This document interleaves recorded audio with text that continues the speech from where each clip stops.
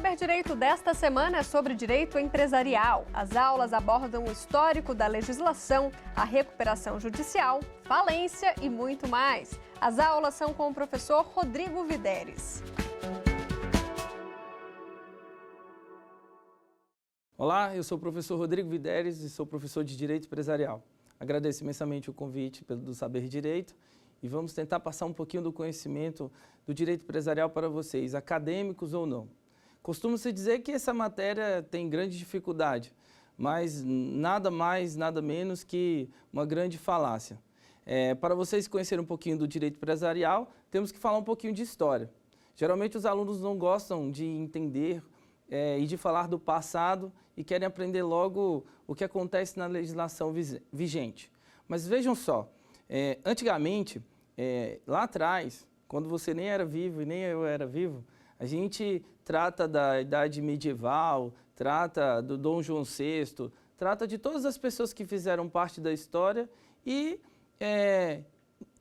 não existem os registros. As pessoas geralmente falam umas para as outras e a gente se dá como verdade. Então, antigamente, o direito empresarial, que se chamava direito comercial, ele traz para você atividades, mas que na verdade são atos. Hoje, nós tratamos como atividades. Antigamente, se chamavam atos.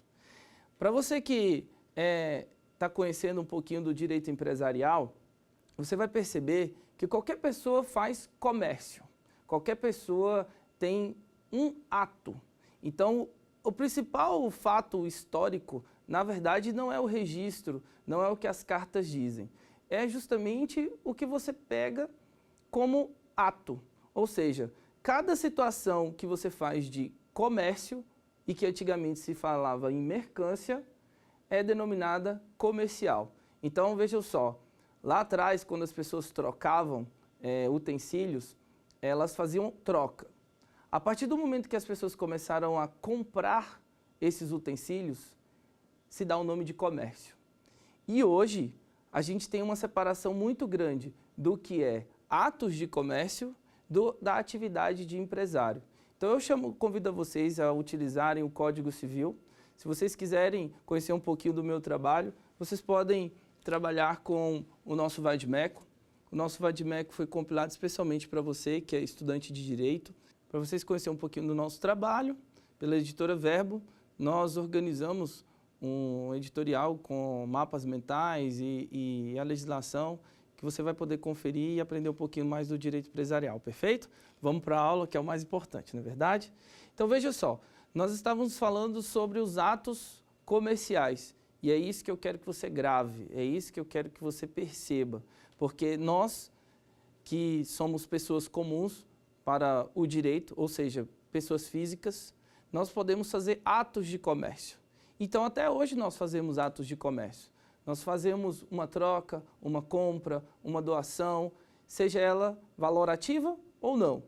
Mas a partir do momento que eu quero ganhar superpoderes, eu tenho que me tornar empresário.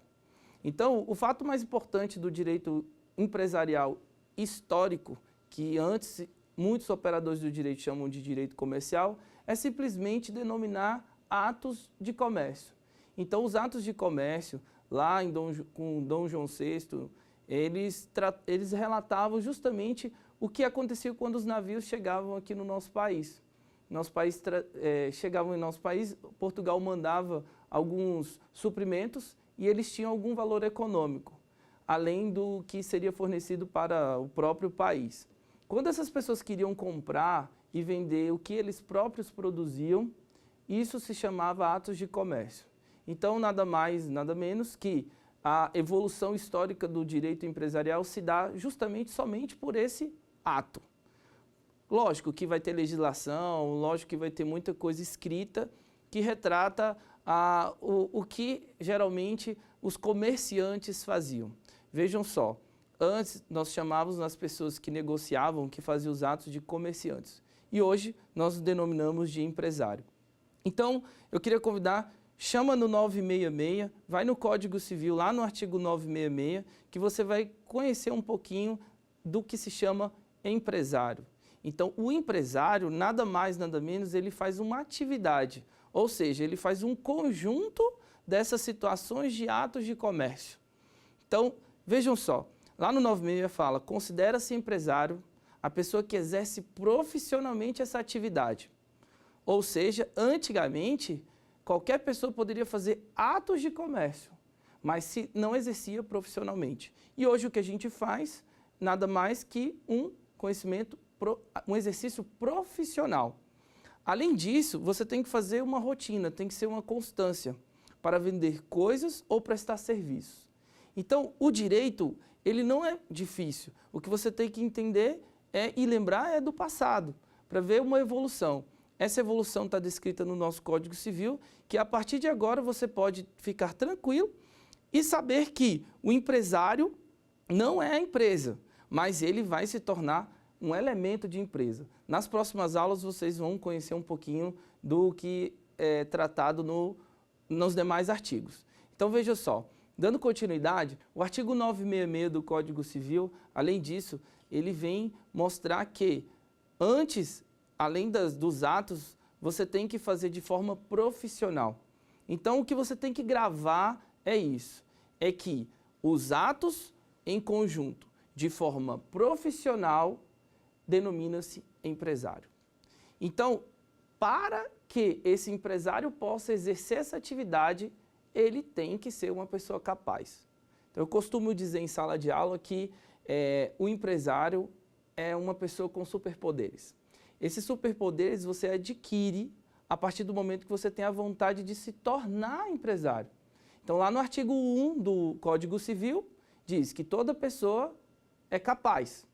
Lógico, para ser empresário, você também tem que ser capaz. Então, já é uma segunda dica que eu dou para você.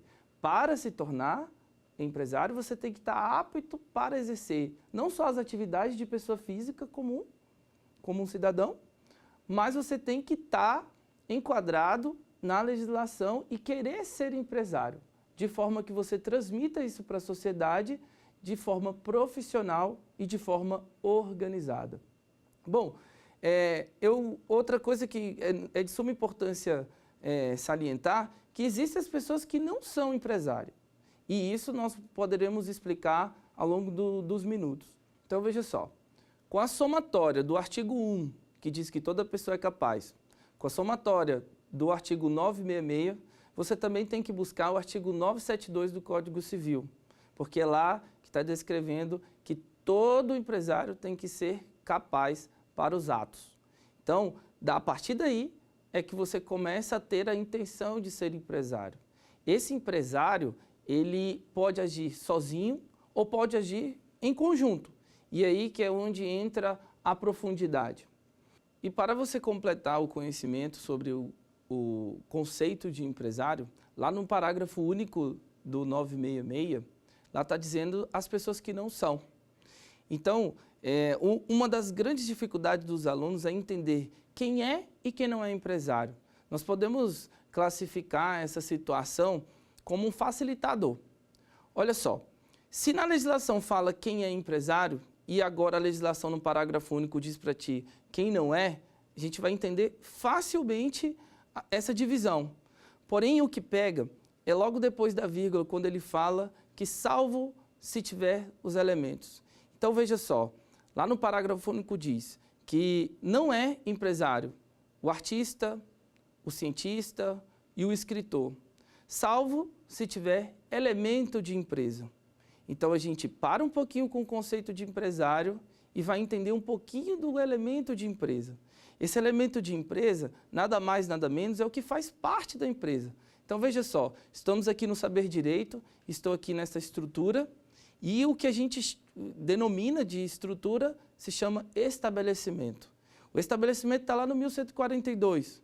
Então, assim, para o operador do direito fica um pouco confuso, porque a gente vai no artigo 1, vai no 966, vai no 972 e pula para o 1142. Mas isso é uma forma de exemplificar e pedagogicamente trazer para vocês a facilidade de aprendizado.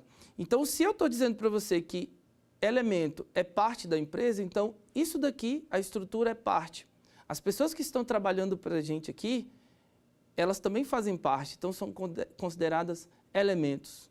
Então veja só, se o artista sozinho, que pinta um quadro, ele exercer sua atividade como pintor, isso não vai caracterizar ele como empresário. O que vai caracterizar ele como empresário é quando ele tiver esses elementos que completam a empresa. Então, lá atrás, na Itália, um escritor com o sobrenome de Aschini, né, ele vem dizer para vocês que para uma empresa ter vida, uma empresa, não um empresário, mas para uma empresa ser formada, você tem que ter 4 elementos para a sua formação. E nas minhas aulas eu costumo lembrar daquele desenho do Capitão Planeta. Lembra quando a gente falava sobre os elementos? Terra, água, fogo e ar, e que formava o Capitão Planeta. Então a empresa é a mesma coisa. Você vai pegar o estabelecimento, o empresário, você vai pegar a mão de obra, que são os trabalhadores, você vai pegar os insumos e tudo que faz parte da empresa, e se der no mínimo 4, você vai ter uma constituição de uma empresa. E aí, lá no parágrafo único do 966 fala que não é empresário essas determinadas classes, salvo se essas pessoas tiverem elementos. Para exemplificar, eu vou falar de uma pessoa muito famosa, por exemplo, o Whindersson Nunes.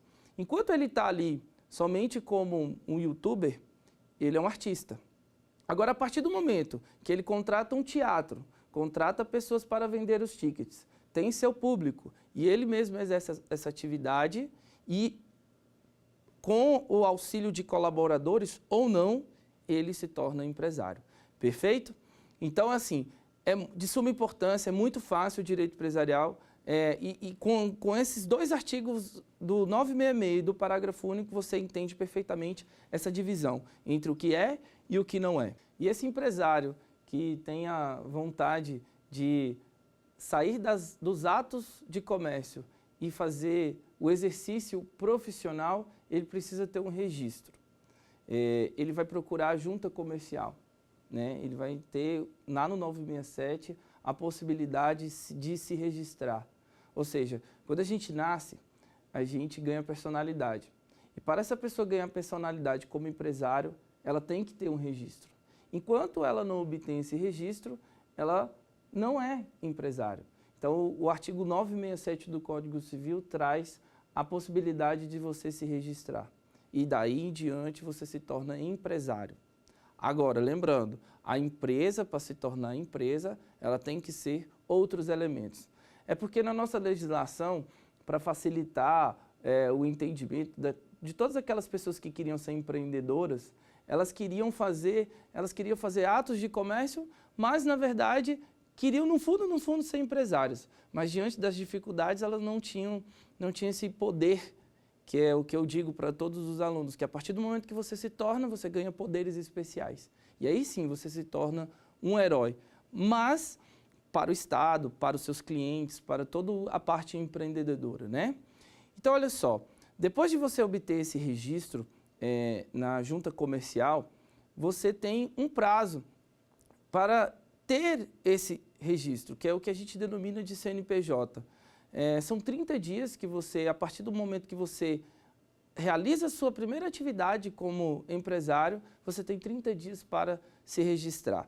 Nas próximas aulas, nós vamos falar sobre esses tipos de sociedade, esses tipos de pessoas que, a partir do registro, se tornam empresárias. Além disso, nós vamos ter que também lembrar das pessoas que são impedidas, né? Como no Código Civil, nem todos os atos nós podemos executar por proibitivas, né? Ou por impedimentos. Então, para ser empresário, você também, se não estiver enquadrado, você também não pode exercer. Então, o empresário, ele, quando adquire poderes e se registra, ele assume compromissos e obrigações de naturezas contratuais com qualquer outra pessoa. Mas se ele estiver impedido de exercer essas atividades, ele vai ter que ter responsabilidades. Então, assim, para vocês entenderem um pouquinho, um pouco mais do direito empresarial, nós vamos chamar o quiz e no final a gente faz um resumo de tudo dessa primeira aula, ok?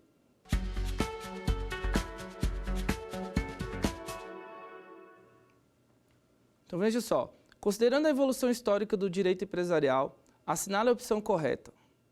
A teoria dos atos de comércio foi adotada inicialmente nas feiras medievais da Europa pelas corporações de comerciantes que então se formaram. Letra B. A edição do Código Francês de 1807 é considerado o marco inicial do direito comercial no mundo. Letra C. Considera-se o marco inicial do direito comercial brasileiro a Lei de Abertura dos Portos, em 1808, por determinação do rei Dom João VI. E letra D. É de origem francesa a teoria da empresa, adotada pelo atual Código Civil brasileiro. A resposta correta é a letra C. Como eu disse no início da aula, no nosso país, Dom João VI abriu os portos para a mercância. E aí, conforme a letra C, que considera-se o marco inicial do direito comercial brasileiro a abertura desses portos. Ou seja, internamente nós fazíamos atos, mas formalmente quando negociamos com outros países e outras pessoas é que começa a atividade de mercância no país. A letra A teoria dos atos de comércio, ela não foi adotada inicialmente nas feiras medievais. As feiras existiam por si só, mas essa teoria não foi adotada. Na letra B, a edição do Código Francês de 1807 é considerado o marco inicial do direito comercial no mundo. Não é considerado, porque assim, há várias divergências e há várias situações que trazem a inveracidade desses fatos. E na letra D, é de origem francesa a teoria da empresa adotada pelo atual Código Civil brasileiro. Nosso Código Civil de 2002 não adota essa parte da teoria da empresa do Código francês. Perfeito?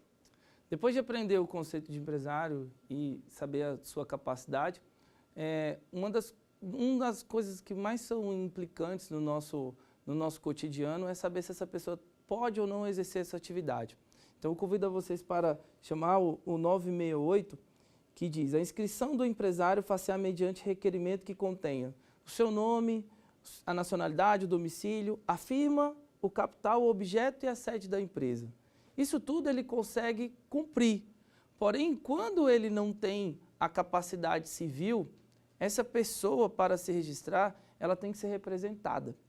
Essa representação ocorre quando o empresário, no decorrer das suas atividades, fica impedida de exercer. Então, ela tem duas opções: requerer ao juízo para que autorize a continuidade da sua atividade, e a outra opção é quando menor, ela obter a autorização dos pais para dar continuidade, conforme o artigo 974. Poderá o incapaz, por meio de representante ou devidamente assistido, continuar a empresa antes exercida por ele enquanto capaz, por seus pais ou pelo autor da herança. Então, na verdade, no frigir dos ovos, você vai ter que ter alguém te representando. Essa atividade, essa empresa, ela vai dar continuidade normalmente como sua vida funcional, abrindo e fechando, porém sendo representada por alguém. A empresa, ela, além de possuir todos esses elementos que, devido ao curto tempo de aula, que não dá para a gente destrinchar cada um, ela pode funcionar sem alguns deles. Por isso, nós temos que conhecer os tipos de sociedade. Então, para facilitar o entendimento, a partir do momento que você sai da seara individual e quer estar com outras pessoas gerindo essa empresa, a gente chama de sociedade. E nada mais justo que comparar como um casamento ou com uma união. Quando você arruma uma namorada ou um namorado e tem o intuito de se casar-se, você tem que ter essa formalidade. E aí a diferença é que, em vez de você procurar o cartório, você vai procurar a junta comercial. Além disso, quando você tem o intuito de formar uma sociedade, a outra pessoa também tem que estar apta para exercer essa atividade. Ou seja, tudo aquilo que a gente aprendeu lá no Direito Civil 1 da faculdade, ou lá na introdução do Código Civil, quando você percebe que a pessoa, para ter esse poder, precisa estar apta, o Código Civil simplesmente diz: seja empresário, mas seja com capacidade. E é isso que traz o Código, lá do 966 até os demais artigos. Vejam só, um exemplo disso é o produtor rural. O produtor rural, quando você o conhece, você percebe que lá no artigo 971 ele diz: o empresário cuja atividade rural constitua sua principal profissão pode, observadas as formalidades de que trata o artigo 968 e seus parágrafos, requerer a inscrição. Veja só, quando você fica maior de idade, ou você completa a capacidade por meio de emancipação, você automaticamente pode se tornar empresário, desde que você queira. Já a função do produtor rural é optativa. Você pode ter sua fazenda, mas não ser empresário. Então, para você entender o conjunto de toda a obra, o facilitador é dividir quem pode e quem não pode. Ou seja, quem que pode? Pode quem quer exercer profissionalmente. Qualquer pessoa que queira exercer profissionalmente. Quem é que não pode? Os impedidos e os que não queiram exercer profissionalmente. A partir daí você começa o intuito de ter sociedade. Na legislação brasileira, nós temos as pessoas que querem ser empresários sozinhos. E, como eu disse, e tem as pessoas que querem ter o intuito de se unir com outros. Por isso que eu chamei o direito de família, para vocês entenderem melhor. Ou seja, nós temos aquelas uniões que começam com 2 pessoas, mas incrivelmente no nosso país nós temos sociedades de pessoas sozinhas, que posteriormente nós vamos aprofundar na próxima aula e vocês vão conhecer o empresário individual, o empresário de responsabilidade individual, ou seja, o que nós denominamos de microempreendedores. E aí, o que mais é de salutar é que no nosso Código Civil, nós não falamos de empreendedores e nem de pessoas autônomas, nós falamos de empresário. Então, uma dica que eu dou para todas e qualquer prova é que você nunca mencione a palavra autônomo, porque autônomo é qualquer pessoa que tem a capacidade de se locomover e pensa e reflete. Agora, o autônomo, que é o que a gente tem que chamar de empresário. A partir do momento que ele exerce essa atividade, ele pode se tornar empresário, de fato ou de direito. Quando ele não se registra, ele é apenas de fato. Quando ele se registra, aí sim ele é de direito. E aí ele assume obrigações contratuais perante terceiros mediante essa inscrição, ok? Para vocês compreenderem um pouquinho mais, eu vou chamar a segunda pergunta do quiz. Vamos lá?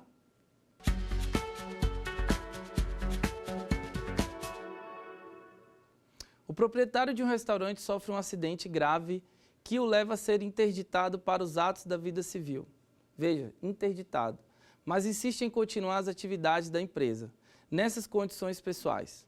Letra A. Poderá fazê-lo por meio de autorização judicial na qual se nomeará um curador e de natureza irrevogável, salvo prova de abuso de gestão. Letra B. Poderá fazê-lo desde que por meio de representante ou devidamente assistido, sem interferência judicial, já que as obrigações legais passam a ser integrante de seu representante. Letra C. Não poderá fazê-lo por meio de impedimento legal às atividades empresariais, mas, se o fizer, responderá pelas obrigações contraídas para que não haja prejuízo a terceiros de boa-fé. E letra D. Poderá fazê-lo desde representado com precedente autorização judicial que examine as circunstâncias e riscos da empresa e a conveniência em continuá-la, podendo tal autorização ser revogada pelo juiz. Vamos ver qual a resposta? Letra D. Poderá fazê-lo desde que representado com precedente autorização judicial que examine as circunstâncias e riscos da empresa. Por quê? Porque ele foi interditado. Então, essa situação se enquadra perfeitamente no nosso Código Civil. Vejamos, para você compreender melhor, você vai fazer a leitura do artigo 975, ou seja, se o representante ou assistente do incapaz for pessoa que, por disposição de lei, não puder exercer atividade de empresário, nomeará com aprovação do juiz ou um ou mais gerentes. Isso é porque a pessoa se tornou incapaz. Então, ela precisa de uma autorização expressa, certo? Então, vejamos. Dando continuidade à aula, depois de ter aprendido o conceito de empresário e o que ele tem que fazer para estar apto, você tem que entender que quando você inicia essa atividade, você vai contrair novos contratos. Até mesmo os contratos trabalhistas, que você não tem que confundir com auxiliares e colaboradores. Essas pessoas que não fazem parte do contrato, que trabalham para você mediante subordinação, ela não se torna elemento. E sim, ela só está ali para colaborar e ser um auxiliar. quando você registra a carteira desse funcionário, ela se torna elemento de empresa. Então, para aprofundar um pouquinho mais o conceito de elemento de empresa, nós temos que ir conhecendo cada um que forma essa empresa. Essa empresa, ela pode, como eu disse anteriormente, ela pode ser feita com o empresário sozinho. Ou seja, ela não precisa contratar alguém. Mas a partir do momento que você quer crescer, você vai ter que formalizar essas atividades. E aí é onde a empresa ganha corpo, né? Porque depois que você se registra na junta, depois que você começa a realizar contratos, depois que você começa a comprar coisas e prestar serviços, essas pessoas vão ter um vínculo com você. E aí ela vai precisar saber onde você está, ela vai precisar saber o que você faz. E no frigir dos ovos, ela vai ter que estar com você, sabendo aonde, quando e com quem tratar. E aí, com a soma da sua pessoa, que se torna empresário, forma-se o conceito de empresa. Então, muitas provas de OAB, muitas provas de concurso, eles tentam confundi-los, dando o conceito de que empresário e empresa é a mesma coisa, mas não é. Ou seja, o empresário é parte do todo e a empresa é o conjunto do todo. Então, quando vocês têm no Código Civil o conceito de empresário, mas não tem o conceito de empresa, o que você percebe? Que a soma e o conjunto dessas atividades tornam a denominação de empresa. E é óbvio que quando qualquer pessoa, quando nasce, ela tem que ganhar um nome. Né? No direito empresarial, nós chamamos isso de firma ou denominação. Essas pessoas, quando já se estabelecem e após o registro, ela tem que ganhar um nome. Por isso que muitas das vezes vocês conhecem as lanchonetes, qualquer mercado com o nome das pessoas. E isso é de suma importância para identificar e separar a pessoa física da pessoa jurídica. Conforme o artigo 968, além de você obter o seu registro e ir lá, você tem que colocar seu nome, dizer onde você se estabelece, dizer quanto que você está abrindo essa empresa, você tem que dizer como vai se chamar essa empresa. Esse nome empresarial ele vai surgir a partir do momento do registro. E a partir daí que você vai poder colocar no seu cartão, vai colocar numa placa e identificar, separando você dos elementos que formam a empresa. Além disso, um outro requisito que é essencial é você mencionar quanto que você está entrando com essa empresa, que é o que a gente chama de capital. O capital nada mais é que a soma do quanto que você tem para poder colocar naquele momento para abrir a empresa. É lógico que com a evolução da sua empresa, o capital vai aumentando, mas se toda vez você for na junta comercial alterar a partir do momento que você cresce ou reduz, você vai fazer inúmeras alterações contratuais, que na prática, basicamente, você só informa o seu capital a partir do momento do registro ou quando você altera o seu contrato. E a partir daí você ganha vida. Essa vida de empresarial, que é quando você soma todos esses elementos e já se firma no mercado como uma empresa. Acontece que, particularmente, uma crítica que eu faço em sala de aula é que o nosso Estado autorizou a sociedade ser de uma pessoa só.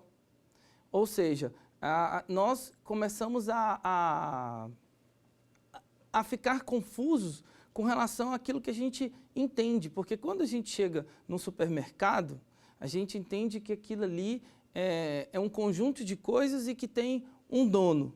Mas a partir do momento que o Estado te autoriza você se registrar individualmente e que você não tem a obrigação de ter um estabelecimento ou de que você tem que estar ali todo dia, ocorre que o consumidor pode se sentir inseguro ao ponto de que não vai encontrar mais aquela pessoa ali.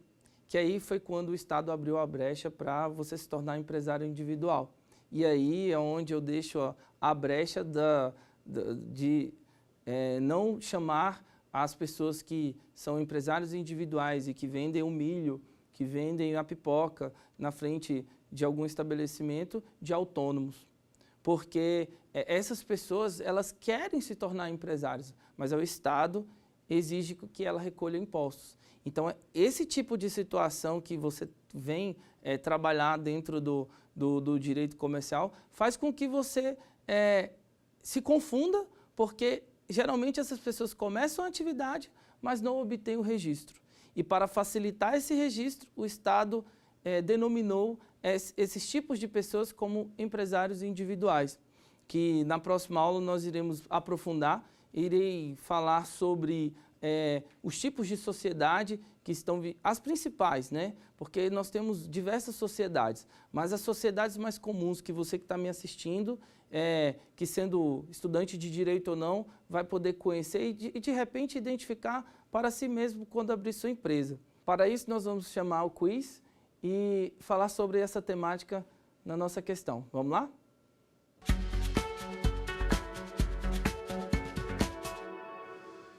A respeito do nome empresarial, assinale a alternativa correta. O empresário individual, a sociedade em nome coletivo e a comandita simples podem adotar em seu nome a firma ou a denominação. Letra B. A sociedade comandita por ações somente poderá adotar em seu nome a denominação. Letra C. A sociedade empresária de qualquer tipo que tenha ingressado em juízo com a medida de recuperação judicial deve acrescer ao seu nome em todos os atos, contratos e documentos a expressão em recuperação judicial. E letra D, a empresa individual de responsabilidade limitada adotará em seu nome apenas a firma. Vamos ver a resposta? Letra C, a sociedade empresária de qualquer tipo que tenha ingressado em juízo com a medida de recuperação judicial deve acrescer em seu nome em todos os atos, contratos e documentos a expressão em recuperação judicial. Apesar desse tipo de questão não ter sido tratada ainda, que nós vamos tratar nas próximas aulas, toda vez quando você adquire o seu nome, ela pode ser complementada diante da sua situação fiscal, tributária e empresarial. Na letra C, ela fala que você ganha a expressão em recuperação judicial. Por quê? Porque nós vamos identificar que a empresa, lógico, ela pode ter uma evolução ou ela pode fechar as portas. E antes de fechar as portas, ela pode pedir essa recuperação. Porém, é o que eu chamo de apelido. Ela ganha um apelido, né, no final da expressão do seu nome como empresa em recuperação judicial, que é o que a gente objetiva, recuperar e logo, logo sair dessa situação de recuperação. Caso ela não venha se recuperar, ela vai diretamente para falência, que é mais ou menos na quarta ou quinta aula que nós estaremos a tratar sobre esse assunto, perfeito? Lógico que depois que você escolheu o nome para essa empresa, depois que você escolher os seus funcionários, definir o local onde você vai ter a sua atividade, definir o seu capital e dizer para a sociedade que você vai deixar de ser pessoa física e se tornar empresário, você vai ter que ter um contrato registrado via junta comercial. Nesse contrato, que muitas das vezes ele vai ser na maioria bilateral, porque você vai ter um sócio ou uma pessoa que vai estar ali do seu lado para estar junto com você na sociedade, ela vai ter que discriminar todas as suas atividades, tudo o que você está fazendo, tudo o que você quer para que sua empresa produza essa atividade organizada, conforme o artigo do 966. Esse contrato social, que vai ser elaborado em tese, na maioria das vezes por você ou por um advogado, que você pode contratar para fazer, e também com o auxílio de um contador, você vai ter que discriminar quem é você, toda a sua qualificação, como nome, seu endereço, como onde você, o seu CPF, seus dados pessoais e da pessoa que vai estar compondo essa sociedade com você. Lógico que a sociedade individual, ela vai ter apenas a sua qualificação, que nada impede de futuramente você constituir e alterar esse contrato para acrescentar uma pessoa. Mas tecnicamente você vai ter essa situação, vai chegar na junta comercial e vai, através de um documento por escrito, dizer tudo aquilo que a sua empresa vai ser no papel. É óbvio que você não vai fazer as minúcias, porque senão o seu contrato vai ficar muito extenso. mas ele vai colocar as regras que vai compor essa sociedade e o que você vai fazer perante a terceiros. Lembrando que tudo o que você fizer em nome da sociedade, a sociedade responde. Vejamos, recentemente nós temos um clube de futebol que deixou de dar a manutenção no ar-condicionado, né? Ela contratou uma empresa de ar-condicionado. O clube de futebol ainda não é uma empresa, mas a empresa de ar-condicionado ela foi contratada para prestar esse serviço. Vejamos, ela é responsável tão quanto o clube de futebol ou não? Essa empresa que constituiu sociedade, que foi lá e prestou o serviço, que diz que exercia profissionalmente essa atividade, cometeu um ato de responsabilidade civil. E assim, se tiver no contrato que ela assume essa responsabilidade ou não, perante os terceiros que foram prejudicados, ela vai ter que responder, que é outra matéria de responsabilidade civil. Mas como a gente está falando de sociedade, se essa empresa de ar-condicionado não tivesse o registro na junta comercial, iriam responder os sócios. Por isso que é de suma importância você identificar que empresário é um elemento da empresa e que empresa é o conjunto de elementos. Então, esse empresário que é proprietário dessa empresa, a sociedade assume a responsabilidade perante a terceiro. Mas se ele não tivesse feito esse registro e ele não tivesse um CNPJ, ele iria responder pessoalmente perante essa obrigação. Então, olha que interessante. Você, como empresa, precisa literalmente ter esse registro para não ter a punitividade na responsabilidade civil perante o seu nome, e sim vai responder à sociedade. Que isso é uma outra temática que a gente pode aprofundar em outro momento, ok? Para você acompanhar o meu raciocínio, a gente estava tratando sobre a constituição da sociedade, então você vai chamar o 997. A sociedade constitui-se mediante contrato escrito, particular ou público, que além de cláusulas estipuladas pelas partes mencionará tudo aquilo que eu falei. E daí, com relação à responsabilidade perante a terceiros, você vai chamar o 1022.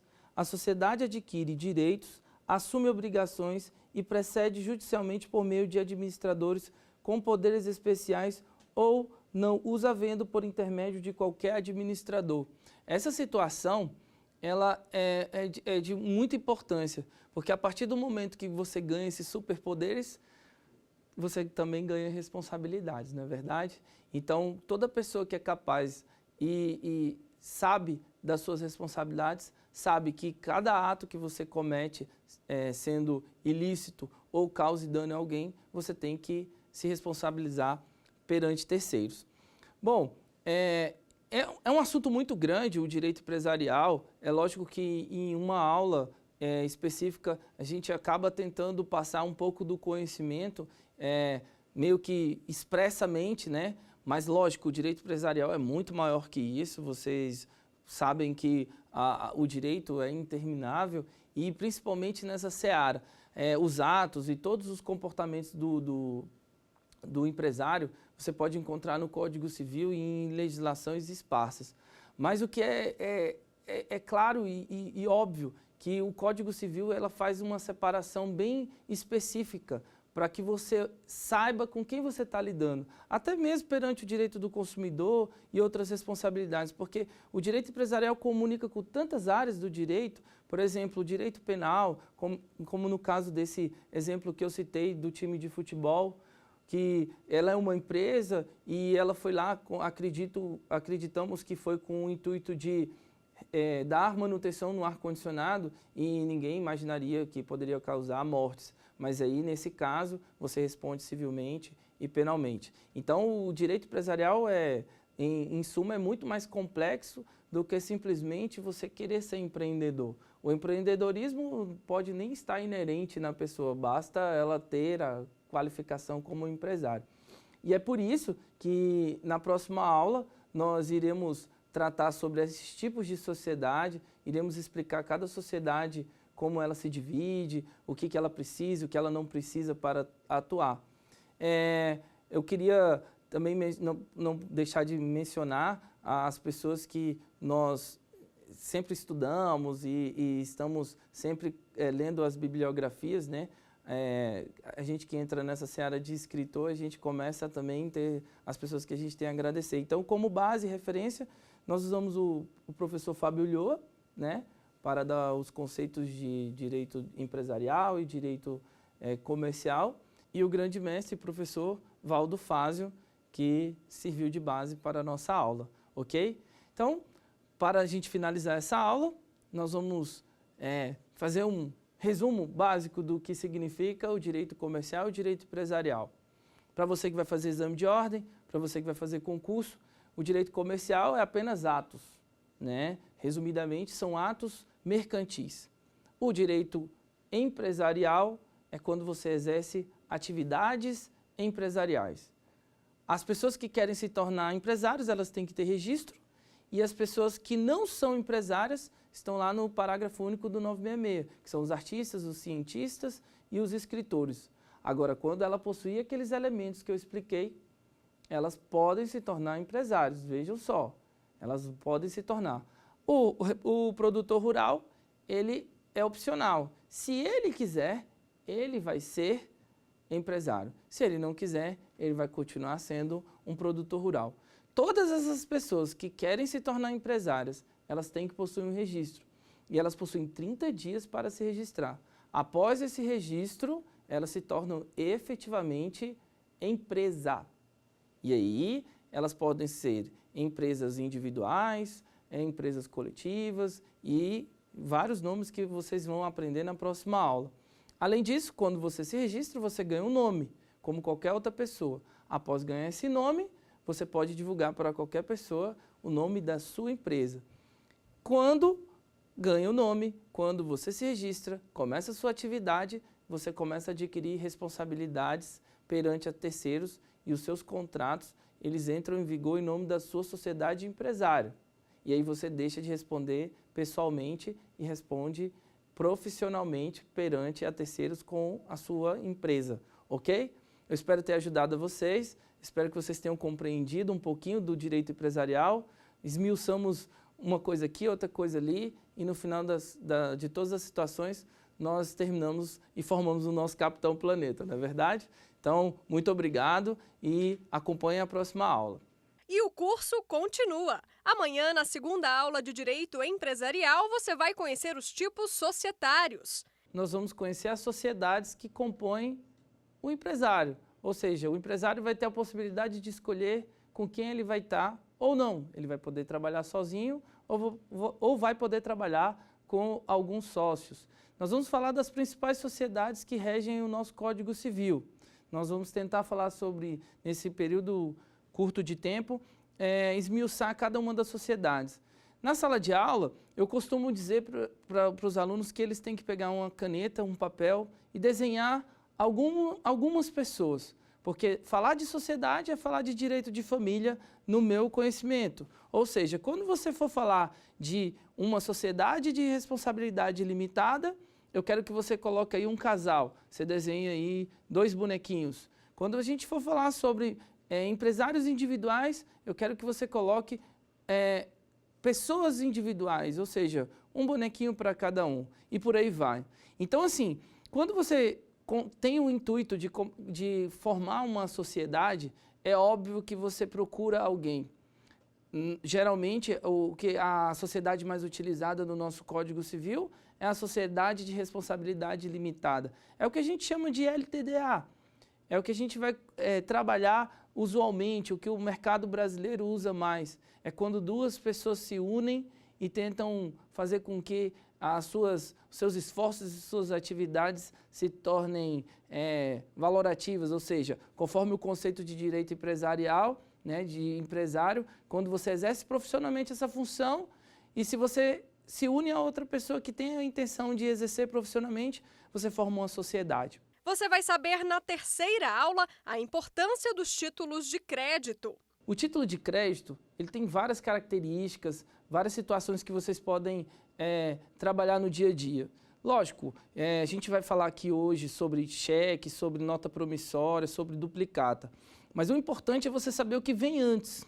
O que acontece antes da formação do título para ele se tornar título.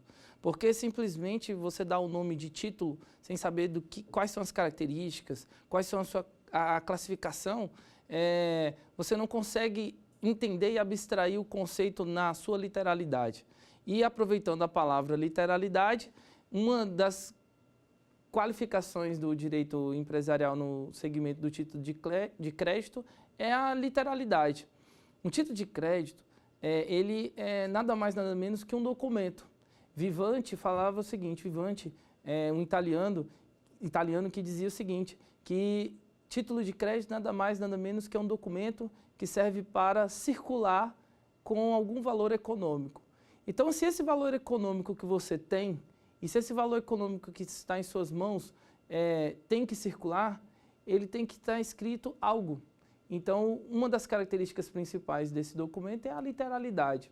Só tem validade se estiver escrito na cártula.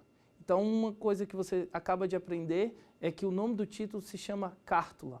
Essa cártula, essa lâmina, essa folha, esse documento que você acaba de saber o nome, ele traz para si um valor, ou seja, ele está escrito algo nele.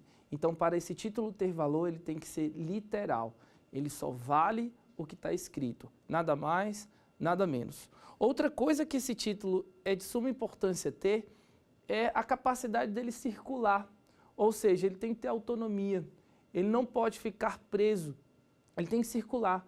Então, essa circulação, essa autonomia, circulação, ele nada mais, nada menos que é uma qualidade dele, é um atributo que esse título tem para poder facilitar o seu uso. Quando a empresa não vai bem, ela pode pedir a recuperação judicial, que é o conteúdo da quarta aula. Lá no artigo 1, da nossa lei, artigo 1º da Lei 11.101 de 2005, ela vem dizer que essa lei é feita para a recuperação judicial, a extrajudicial e a falência. Mas e o que vem a ser uma recuperação propriamente dita e o que vem a ser a falência propriamente dita? A recuperação, nada mais, nada menos, é no sentido de que você conheça a situação da empresa. Então, o que eu costumo falar para os meus alunos é que o ideal seria que o advogado, o contador, principalmente o contador que está ali na linha de contenção, na linha administrativa junto com o empresário, identifique essa situação de desnivelamento.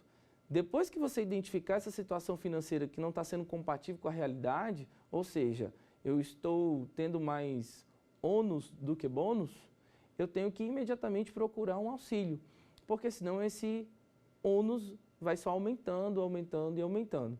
Então daí, falando sobre viabilidade econômica, que é o objeto central da recuperação judicial, você tem como um parâmetro, ou seja, se a empresa não está viavelmente apta, funcionando, você precisa torná-la viável. Bom, para torná-la viável, você tem que trabalhar a questão do que é ser empresário e se você está apto para essa lei. Então, nós vamos falar de requisitos básicos para ter a recuperação judicial, que é no sentido de que você não pode imediatamente, ao abrir uma empresa, já querer se recuperar. Você tem que ter um prazo mínimo, você tem que preencher alguns requisitos formais que você necessariamente vai precisar do contador para elaborar. E não tem como falar sobre direito empresarial sem explicar a falência. É o tema da quinta e última aula do curso do professor Rodrigo Videres. Nós temos as situações de conversão de uma recuperação em falência, elencados no artigo 73. Ou seja, eu tenho, além da recusa da Assembleia dos Credores, do não cumprimento, eu ainda tenho o inciso 3º, quando houver sido rejeitado o plano de recuperação nos termos do parágrafo 4º. Ou seja, nós temos várias hipóteses, ou seja, a Assembleia não entra em acordo, aí nós temos um plano que é rejeitado e nós temos uma situação de que o credor não cumpra. Então, isso vai se converter. Agora, vamos trabalhar nessa reta final sobre quem é esse falido, quem é essa pessoa. Então, lembrando todo o conhecimento que foi utilizado nessas 4 primeiras aulas, para finalizar essa 5ª aula com chave de ouro, nós temos que entender e temos que lembrar quem é esse empresário. Esse empresário que teve uma ideia, que teoricamente, ele disse que é empreendedor, ele não sabia ou sabia que no 966 estava escrito lá que ele tinha que exercer profissionalmente de forma organizada para a produção de bens ou serviços, ou bens e serviços. Daí ele faz aquela situação, faz a situação de inscrição, cumpre todos os requisitos e sobrevive 2 anos. Depois dessa sobrevivência, ele sai dessa situação e fala, deu ruim, então eu tenho que me recuperar. Mas mesmo diante dessa recuperação, não deu bom. E aí o que acontece? Então acontece que eu vou entrar numa situação de falido, propriamente dito, de uma vez, porque de fato, quando chega nessa fase, você já está falido. No Saber Direito Profissão, eu converso com o professor Rodrigo Videri sobre as opções de carreira. É que quando você se forma em Direito, você procura uma área de ganho. Você precisa se manter financeiramente. Então, a maioria dos colegas, como eu também, eu fui para o Direito Civil. Outros foram para o Direito Penal e por aí vai. Então, o Direito Empresarial é uma ramificação. Tanto é que está lá no Código Civil, a gente está dentro do Código Civil, né? A gente tem, apesar de ter um Código Comercial ainda vigente, mas a gente sobrevive ali do lado do Código Civil. Então, você tem que se especializar, porque, por exemplo, eu posso cuidar de uma pessoa física que faz comércio e eu posso cuidar de um empresário que também faz comércio. Então, assim, você precisa ter uma capacitação mais ampliada para poder atuar. E o professor responde às dúvidas de estudantes sobre direito empresarial. Quais os requisitos básicos para tornar-se um empresário? Bom, eu costumo brincar que para você ser empresário, você primeiro tem que sonhar. Você tem que ter vontade de ser empreendedor. Mas os requisitos básicos para ser empresário é você preencher os requisitos da capacidade civil. O que eu costumo dizer em sala de aula é que o empresário, ele é uma pessoa eivada de superpoderes. Enquanto ele está ali, na sua atividade plena, de gozo civil, ele é uma pessoa comum. A partir do momento que ele descobre que ele é um super-herói, ele adquire poderes. E aí ele tem que preencher esses requisitos. E daí em diante, ele tem que exercer essa atividade de forma profissional e de forma organizada. Talilo, o conceito do 966 do Código Civil, ele diz o seguinte, que empresário é a pessoa que exerce profissionalmente, de forma organizada, para prestar serviços e trabalhar com os bens, né? Então, na verdade, os requisitos básicos é ser capaz, né? Usar o artigo 1º do Código Civil e trabalhar de forma profissional e organizada. Então é isso. O curso de Direito Empresarial continua durante toda a semana. Não perca!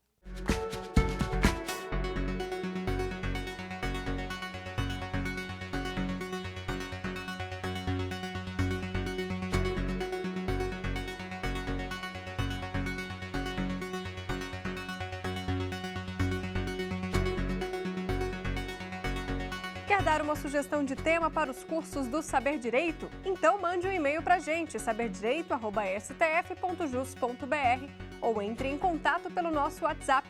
O número é esse que aparece na sua tela. Você também pode estudar pela internet. É só acessar tvjustiça.jus.br ou rever as aulas no nosso canal do YouTube, TV Justiça Oficial.